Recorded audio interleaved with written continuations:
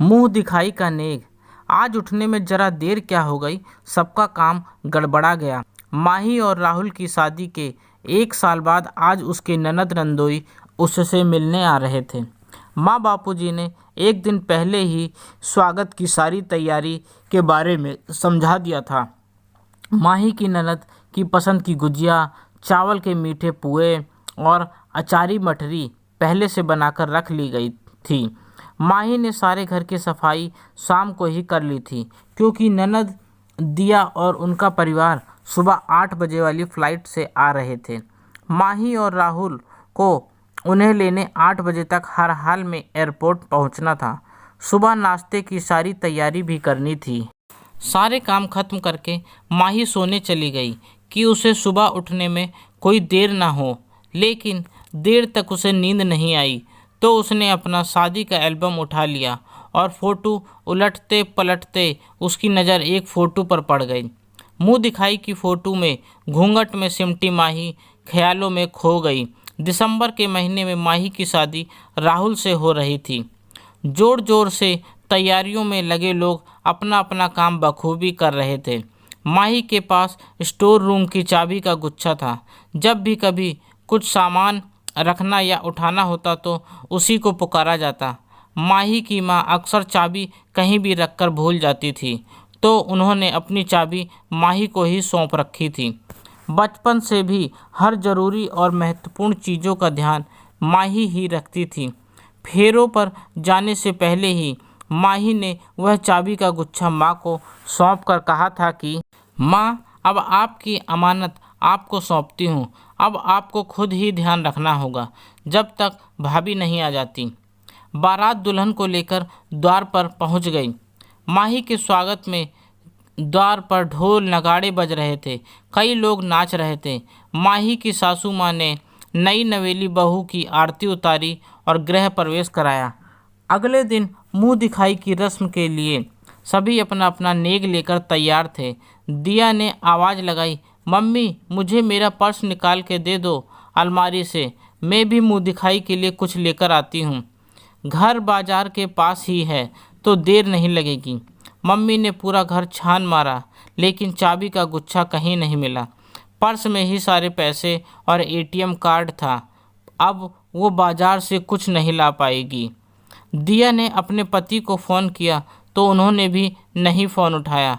अब दिया परेशान थी कि वह माही को कैसे नेग देगी।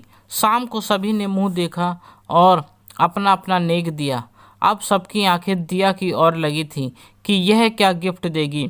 दिया घर की सबसे बड़ी बेटी थी। सब देख रहे थे कि हर जिम्मेदारी उस पर ही थी, तो किसी की हिम्मत ना हुई पूछने की कि क्या दिया। 5 दिन बीत गए, न चाबी का गुच्छा मिला न पर्स मिला। रविवार को 8 बजे की ट्रेन से माही को मायके के लिए निकलना था। सारी तैयारी हो चुकी थी, लेकिन माही की मुंह दिखाई का नेक अभी भी दिया ने नहीं दिया था।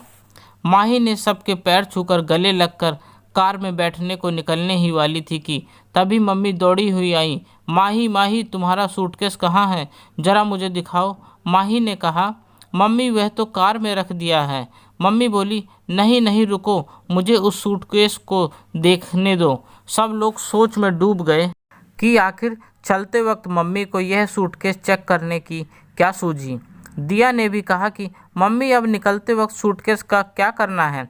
माही का सूटकेस है, उसने रख लिया है कार में। अरे नहीं, उसे अभी वापस लाओ।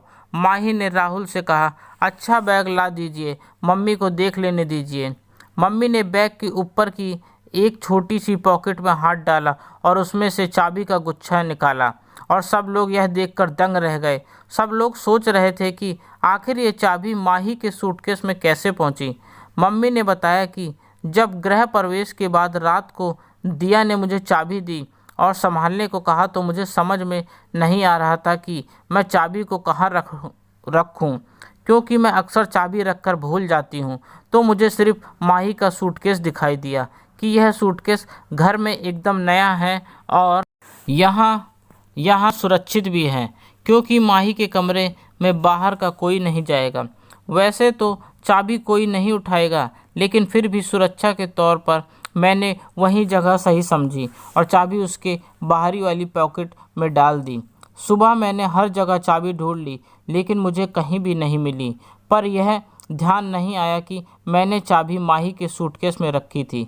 सभी एक ही आवाज़ में बोले, मम्मी, अगर आप 2 मिनट और देर करती तो फिर अलमारी का ताला तोड़ना पड़ता। और सभी के साथ ठहाके लगाने लगी बेचारी मम्मी।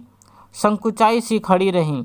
माही को समझ आ गया था कि उसकी माँ की परछाई यहाँ भी है। वह मुस्कुराते हुए सबसे विदा लेकर कार में बैठ गई। इन्हीं सब ख्यालों में डूबे डूबे माही की कब आंख लग गई उसे भी नहीं पता। सुबह जब उसकी आंख खुली तो उसने देखा कि घड़ी में 7 बज चुके थे। अब वह परेशान हो रही थी कि आज उठने में ज़रा देर हो गई। अब सब कुछ कैसे होगा? सारा काम गड़बड़ हो गया। एयरपोर्ट पहुंचने का रास्ता 1 घंटे का है और 1 घंटे में मैं तैयार होंगी और कब मैं निकलूंगी? वही सब सोचते सोचते जल्दी जल्दी उठने लगी। बाथरूम की तरफ भाग ही रही थी कि ड्राइंग रूम से ठहाकों की आवाज़ आ रही थी। उत्सुकता बस उसने ड्राइंग रूम में आकर देखा तो ननद नंदोई, उनकी बेटी और माँ, बापूजी और राहुल सभी मिलकर जोर जोर से ठहाके लगा रहे थे। माही सोचने लगी कि आज उठने में ज़रा देर क्या हो गई, सबका काम गड़बड़ा गया। दीदी जीजा जी तो 8 बजे वाली फ़्लाइट से आने वाले थे, फिर 7 बजे ये लोग कैसे आ गए? दिया ने उठकर माही को गले लगाया और उससे कहा कि माही, अगर तुम एयरपोर्ट तक आ जाती तो मैं तुम्हारा मुंह कैसे देख पाती, और मुंह नहीं देख पाती तो मुंह दिखाई कैसे देती? अभी तो मेरा मुंह दिखाई का नेक बाकी है ना। माही, जल्दी से तैयार होकर आओ, नाश्ता रेडी है। आज हम सब लोग मिलकर के तुम्हारे फेवरेट लालमन हलवाई के जलेबी और समोसे खाएंगे, दिया ने कहा।